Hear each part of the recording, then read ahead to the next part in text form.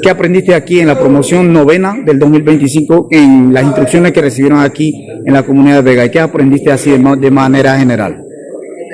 Muy buena, gracias. Mira, aquí ganando experiencia por primera vez en este curso y he aprendido varias cosas, como por ejemplo defensa personal.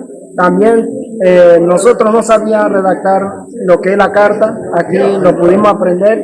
Bueno, gracias a eso, ganando más experiencia también, con otro colega que nos enseñaron acerca del sistema penal acusatorio. También él también nos enseñó acerca de los derechos humanos y bueno, varias cositas más que nosotros pudimos practicar y le doy gracias. Para mí es primera experiencia y me siento muy alegre, pues para mí tener uno de estos es demasiado para mí, pues le agradezco por todo y que ojalá que nos tome en cuenta también los sacrificios que hemos podido hacer. ¿Para ti qué representa ese certificado? Esto para mí es darme una educación, hacerme una persona diferente a lo que no conocen de esto. Y para mí es sentirme como ya casi como un líder dentro de mi comunidad.